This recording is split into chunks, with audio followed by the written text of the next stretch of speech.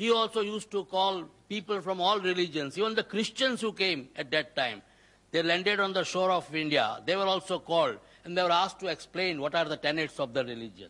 So this sort of a healthy debate is something which is an absolute necessity for the development of any cultured, civilized, and tolerant society. Dr. Vora said that he is neutral. Let me tell him, and all of you, I am also neutral. If I would not have been neutral, I would not have been made the chief guest. And I do not wish to desire to make any final comment on the subject. But one school of thought I would like to narrate here, which I read at some place, that all those animals in nature who are grass eaters, the animals which are thriving on leaves, they have got bovine teeth. They do not have canine teeth. All those animals which are eating flesh, meat eaters, they have got canine teeth, what we call rakshi. Human being is the one species which has got both bovine teeth as well as canine teeth. So it is very likely that nature wanted this species to survive. Nature considered that this species, human beings, are the most important species which should be there in this world. They should try to contribute, they should try to carry my message and take it further. So they wanted, the nature probably wanted this species to survive under all circumstances. Nobody can deny that the early Homo sapiens or Homo erectus, they are all flesh eaters. At that time there was no agriculture. If you look at the evolution as we now learn from science, it is only the advance of civilization that people started taking to agriculture. When they started taking to agriculture and started growing corns, some of them became vegetarian, some of them remained non-vegetarian, some of them became the mixture of both. They also took vegetarian as well as non-vegetarian.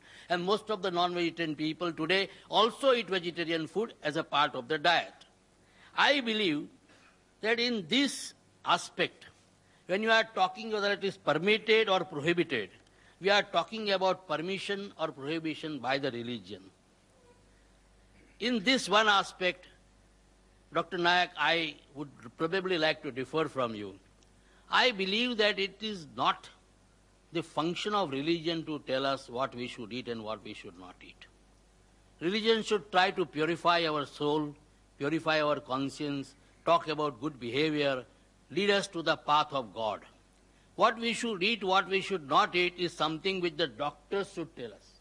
The nutrition experts should tell us. It is not the function of the religion to say you shall not eat garlic, you shall not eat onions, you shall not eat ginger. Because this is something, if subsequently the nutritional experts tell us that this is something which is very good for your health, which is very good for your survival, which is very good for you to fight your diseases, then certainly it has to be taken. Because these are the subjects in modern day science. We have to grow up. We have to think in terms of what is lying ahead of us. We are entering now the next millennium, 21st century. So much is expected from us. Today only I was reading in one of the magazines about the forecast of Nostradamus. And Nostradamus thinks that this particular country, which is surrounded on three sides by sea, that one country will come on the top of the world. And are we going to go into the top of the world, become a superpower, by just clinging ourselves to some of the outdated notions? For example, yesterday, so many people migrated from this country. I was wondering in the heart of my hearts, what is it? There is no scientific explanation all throughout. All people with any basis of logic, all people who knew something about science, they were saying nothing will happen whether 8 planets come in one line or they go zigzag. Nothing is going to happen. But then all types of talks were there. Alang, which was our largest shipyard, that was completely forsaken and completely deserted. I was told that for rushing to Rajasthan, I don't understand why people from Rajasthan are so panicky. The Marwadis left everything, came here and made an empire. And the same Marwadis, thinking the 8 planets are there, they ran away. I was told 2,500 rupees were paid for a bus ticket. for going back to Rajasthan, and nothing happened.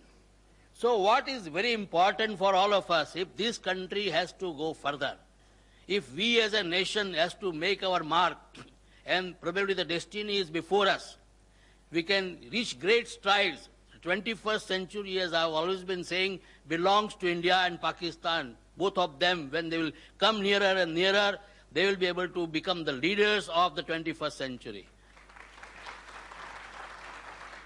And if that is going to happen, then let me tell you, we will have to get out of these old dogmas. What we should eat, we should not eat, the doctors should tell us. If a new scientific discovery is made, and I have been asked that I should eat tomatoes because it fights the cancerous growth, then I must eat tomatoes, irrespective of what my religion tells me.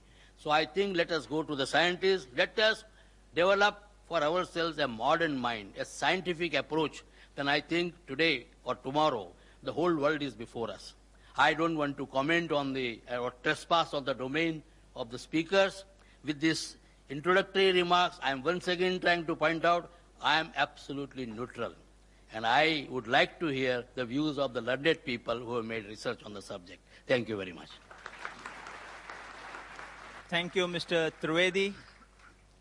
Now we have brief introductions of each of the speakers before we get into the mode of formal dialogue program.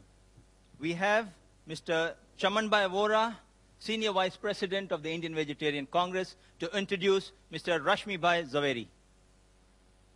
Well, today I feel very happy to introduce our President, Sri Rashmibhai Zaveri, President of the Indian Vegetarian Congress. I think this public dialogue will become very, very interesting, looking to the introductory speech given by our Chief Learned Guest Vice P. Trivedi. So let us hope for the very good dialogue. Now, Rashmibhai Zaveri is a chartered accountant by profession. He is having his own firm, Rashmi Zaveri and Company. They are very well reputed in the field of, as far as the corporate sector is concerned. And he is a very good speaker as far as the religious speeches are concerned. He is a master of many of the religious philosophies. He is a very active member of the Chartered Accountant Society. He himself is the member of the Bharat Jain Mahamandal. He is the founder president of the Forum of Jain Intellectuals, one of the very prominent institutions as far as the Jain people are concerned. And he is very well connected with the Kala Gurjari also. Though he is very young, at the age of 63, he is very energetic, and he looks forward always to this type of dialogues, and today's dialogue is really a very good one. And I, especially by giving the introduction of Mr.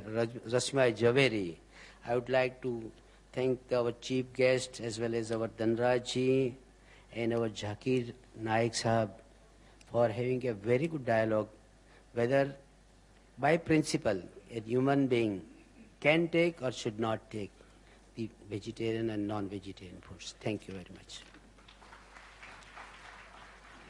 Mr. Ashraf Mohammadi to introduce Dr. Zakir Naik. Dr. Zakir Abdul Karim Naik, 33 years, is the president of the Islamic Research Foundation, Mumbai. Though a medical doctor by professional training,